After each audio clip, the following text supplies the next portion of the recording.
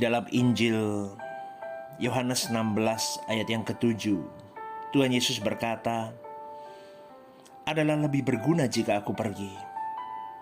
Sebab dengan kepergianku, aku mengutus Roh Kudus ke dalam dunia untuk mendampingi diri orang percaya." Saudaraku, Roh Kudus yang adalah Parakletos adalah pendamping atau penghibur yang diutus. Dia yang akan menggarap kita untuk membuat kita layak. Selama kita membuka diri kita, memberikan diri kita untuk kita digarap oleh Dia. Dengan kenaikannya ke surga, Tuhan Yesus memberi mandat kepada kita semua sebagai orang percaya untuk menjadi utusan Allah di dunia ini. Dan ingatlah saudaraku bahwa ini adalah sarana di mana kita bisa memperoleh mahkota kehidupan kita. Seperti Tuhan Yesus berkata, "Sama seperti Bapa mengutus aku, demikian juga sekarang aku mengutus kamu." Dia naik ke surga. Ya, Tuhan Yesus naik ke surga, tetapi kerajaannya tidak pernah berhenti. Karena Roh Kudus datang meneruskan pekerjaannya di dalam dan melalui kehidupanmu dan kehidupanku, saudaraku, sebagai orang percaya. Ini sebuah kehormatan besar. Seorang pribadi yang agung, Tuhan Yesus itu melayakkan engkau dan saya, dan Dia memberikan kesempatan untuk engkau dan saya, orang-orang percaya, menjadi kawan sekerja Allah. Menjadi kawan sekerja Allah, saudaraku. Ya, kita menjadi kawan sekerja Allah. Berarti turut di dalam pekerjaan pelayanan Tuhan untuk pelebaran kerajaan Allah. Kalau kita renungkan, saudaraku, itu bukanlah sesuatu yang simply kita ambil, "Oh ya, saya duta kerajaan Allah. Oh ya, Tuhan Yesus sudah mati untuk saya." No. Tetapi ada sesuatu yang spektakuler yang Tuhan sediakan dalam hidupmu dan hidupku. Ada pengharapan. Ada kebahagiaan yang tidak bisa dibayar oleh apapun dan tidak bisa digambarkan, saudaraku. Itu sebuah kehormatan yang more than everything di muka bumi ini. Ketika kita bisa diberi mandat sebagai partner pelayanan bersama dengan Tuhan. Saudaraku, banyak orang Kristen yang berpikir bahwa berjalan bersama dengan Tuhan itu adalah sesuatu hal yang automatically atau otomatis terjadi di dalam kehidupan orang percaya. Seharusnya iya, tetapi secara fakta tidak, saudaraku. Hanya orang yang benar-benar berjalan dengan Tuhan, yang siap dan sukacita menghadapi apapun dalam hidupnya, termasuk kematian. Karena menurut mereka, Allah bukan pribadi yang asing. Allah adalah satu-satunya yang kita butuhkan. Allah adalah satu-satunya agenda hidup. Bahkan mereka berjuang bagaimana bisa berjalan dengan Allah setiap hari di dalam hidup mereka. Itu ciri-ciri orang yang berjalan dengan Tuhan. Dengan dia berjalan bersama dengan Allah, seseorang dapat mengalami Allah yang hidup. Allah yang hidup, saudaraku. Kesalahan kita di dalam berfantasi tentang Tuhan akhirnya membuat kita tidak mengalami Tuhan. Untuk berjalan dengan Tuhan, orang percaya harus hidup di dalam kekudusan, harus hidup di dalam kesucian. Dan tidak boleh ada percintaan dengan dunia di dalam hidupnya. Dengan engkau dan saya berjalan dengan Tuhan, saudaraku, seseorang bisa mengalami hadirat Allah dan merasa aman.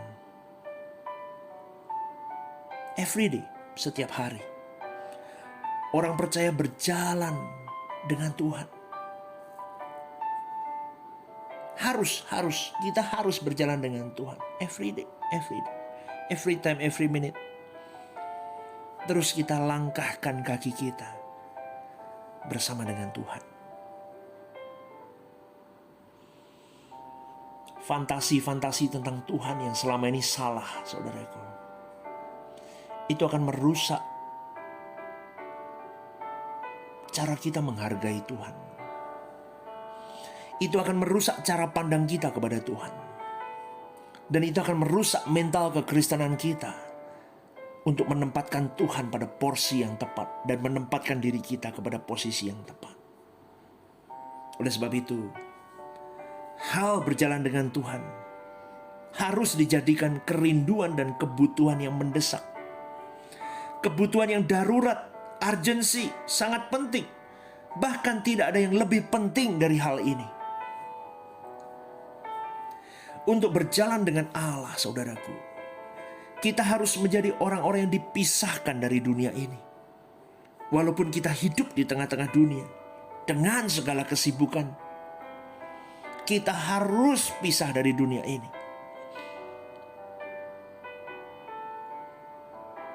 Perhatikan baik-baik yang saya katakan ini. Suatu hari nanti akan ada banyak orang yang akan sangat menyesal, sangat gentar dan sangat takut, yang sungguh hebat di dalam hidupnya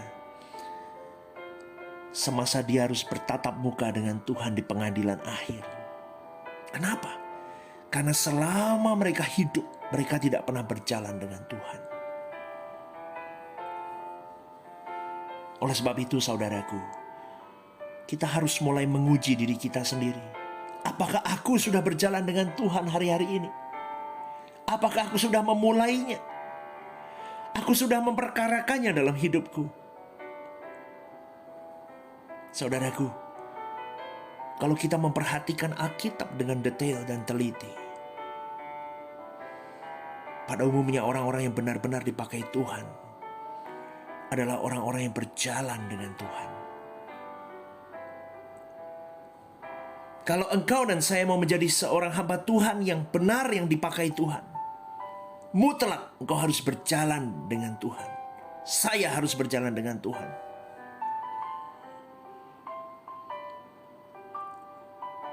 Setiap detail jengkal hidup kita harus mempersoalkan. Bagaimana kalau aku meninggal nanti? Dan aku tidak memiliki kesempatan lagi untuk bertobat jika aku mengulur-ngulur waktuku. Tidak ada lagi kesempatan untuk minta ampun, saudaraku.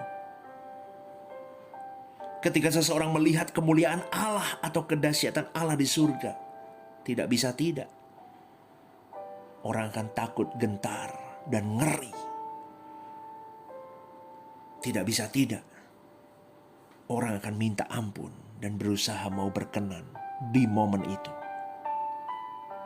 Tetapi itu adalah momen di mana, kalau boleh saya katakan, itu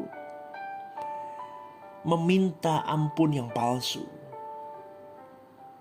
dan tidak berkualitas. Karena engkau terpaksa. Karena saya terpaksa mungkin di kekekalan kelak. Tidak ada jalan keluar, hanya Tuhan yang menolong. Aku minta ampun Tuhan. Jangan buang aku ke api neraka.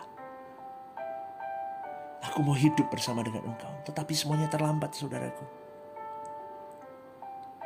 Itu permintaan yang tidak tulus dan tidak natural. Di saat itulah akan muncul penyesalan. Mengapa tidak sejak hidup di muka bumi aku berjalan dengan Tuhanku? Seharusnya pada saat aku masih hidup di bumi, ketika Tuhan seakan-akan tidak ada, aku mau mempercayai Dia pribadi yang hidup. Saudaraku yang dikasihi oleh Tuhan, Alkitab berkata bahwa setelah mati ada penghakiman di dalam 2 Korintus 5 ayat 9-10. Dan kalimat itu sudah cukup memberitahukan kepada kita bahwa 1 detik jantungmu berhenti berdetak, engkau dan saya menghadapi kekekalan. Tidak ada perbaikan di sana. Tidak ada rekonsiliasi di sana. Tidak ada restorasi di sana. Dan tidak ada kesempatan untuk berjalan dengan Allah kalau hidupmu dan hidupku sejak di muka bumi ini tidak hidup di dalam kesucian dan kekudusan. Dia Allah yang agung. Dia Allah yang tidak bisa dipermainkan, menghendaki saudaraku, engkau dan saya percaya yang benar, takut Allah yang benar sejak engkau masih di muka bumi ini.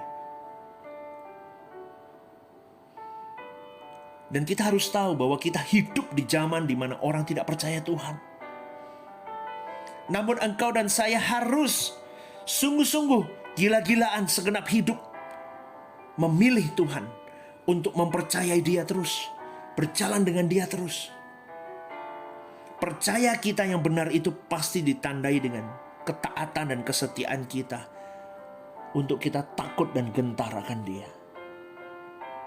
Hiduplah yang betul, hiduplah yang benar, hiduplah di dalam kekudusan dan kesucian sejak engkau di muka bumi ini. Dan bangunlah relasi dengan Tuhanmu seintim mungkin, sesegera mungkin. Hiduplah benar saudaraku.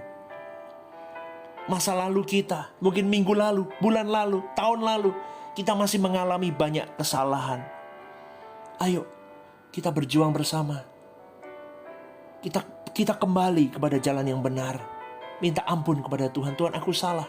Aku ambil keputusan yang salah tahun lalu, minggu lalu, kemarin aku ambil keputusan yang salah. Aku mau bertobat Tuhan. Aku mau berjanji di hadapan-Mu. Aku mau sungguh-sungguh tidak melakukannya lagi, dan aku mau sungguh-sungguh kembali ke hadapan-Mu. Saudaraku, karena banyak sekali orang yang mudah sekali berbicara tentang Allah. Mereka mudah berbicara tentang teologi. Tetapi betapa sulitnya orang benar-benar bersentuhan dengan Allah dan berjalan bersama dengan Allah.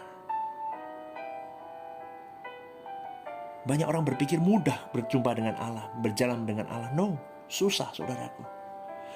Engkau harus berada di level kudus. Engkau harus menempatkan dirimu pisah dari dunia ini. Tidak ada lagi percintaan dunia.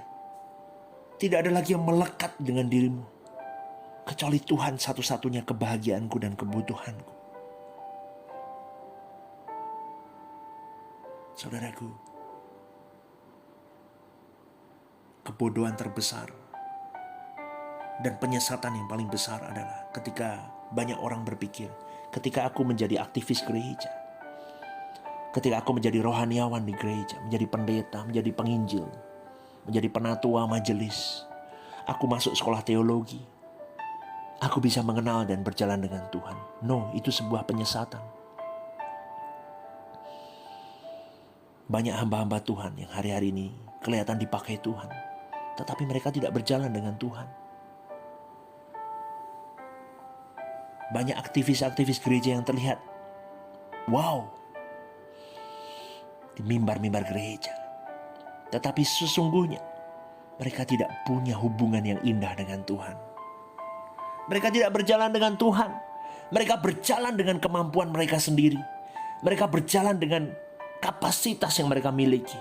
Mereka berjalan dengan skill yang mereka miliki.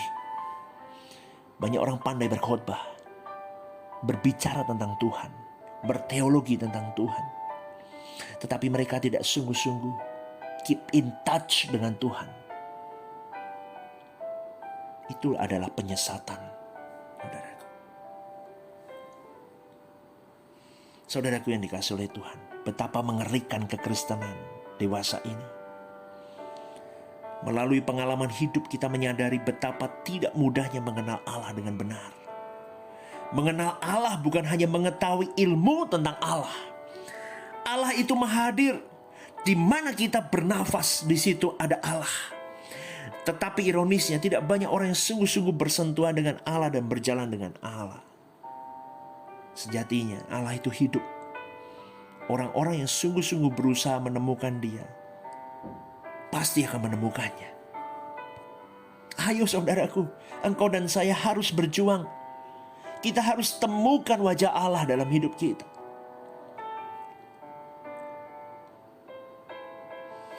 Karena pribadi-pribadi yang berusaha untuk menemukan Allah akan mengalami Allah seperti sebuah arus yang menyengat hidupnya. Dia akan berjuang. Dia akan menjadikan seseorang haus dan lapar akan Allah. Dan selalu merindukan untuk berjalan dengan Allah. Saudaraku yang dikasihi oleh Tuhan, kita harus mau benar-benar serius mencari Tuhan. Dan kita mengalami Tuhan. Tuhan everything in our life. Segalanya, segenap hidup kita. Kita harus benar-benar ngotot mencari Tuhan. Lebih daripada kita mencari harta dunia, mencari uang, karir dan sebagainya.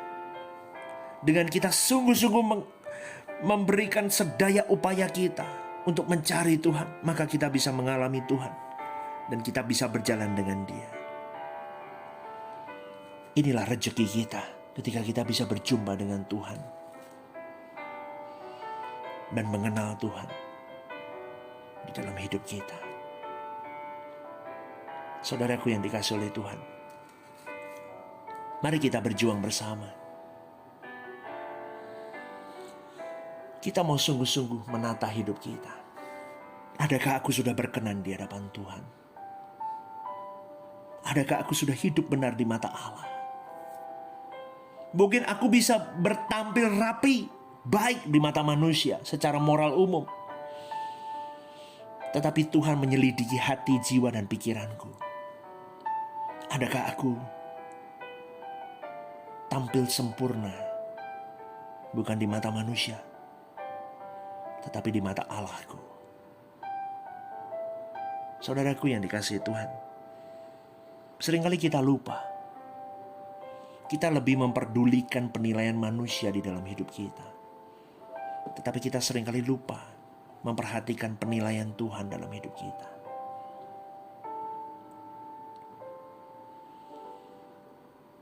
Kita lebih bingung mendandani jasmani kita ketimbang kita mendandani rohani kita. Ingat baik-baik saudaraku. Engkau dan saya tidak akan pernah bisa berjalan dengan Tuhan kalau engkau masih menyimpan sesuatu yang tidak kudus dalam hidupmu dan hidupku. Aku adalah kudus sehingga engkau harus kudus. Itu kata Tuhan. Kuduslah kamu sebab aku kudus. Kuduslah kamu sebab aku kudus. Itu perintah saudaraku. Kuduslah kamu. Jauhkan dirimu dari hal-hal yang tidak berkenan di mata Allah. Daging ini memang selalu membawa kita untuk terus dipuaskan dengan segala keinginan dunia. Dia akan berteriak kepada diri kita, puaskan aku, puaskan aku, puaskan aku, penuhi mauku, penuhi mauku. Itu adalah daging yang penuh dengan kodrat dosa, saudaraku. Tetapi pribadi yang berjalan bersama dengan Roh Kudus, dia meletakkan kekudusan dan kesucian hidup sebagai yang utama dan paling utama. Karena dia tahu di mana kesucian dan kekudusan itu dilanggar, dia tidak bisa bertemu dengan Tuhan yang Maha Kudus. Dia tidak bisa berjalan dengan Tuhan yang Maha Kudus. Dia akan jaga kesucian hidupnya. Dia akan jaga sungguh-sungguh.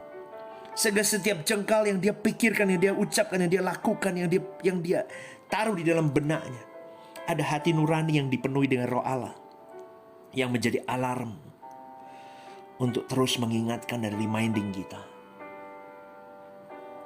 Saudaraku, dunia tidak akan pernah selesai kalau kita ingin dipuaskan dalam hidup kita. Dunia dan segala isinya akan menjerat hidupmu dan hidupku, dan akan menenggelamkan engkau dan saya ke dalam lautan kekal. bertobatlah. Renungkanlah renungan hari ini. Engkau dan saya harus kembali kepada jalur Tuhan. Setiap pagi, sebelum memulai apapun, berjalanlah dengan Tuhan. Setiap malam, sebelum menutup harimu, berjalanlah dengan Tuhan. Dia segalanya dalam hidup kita.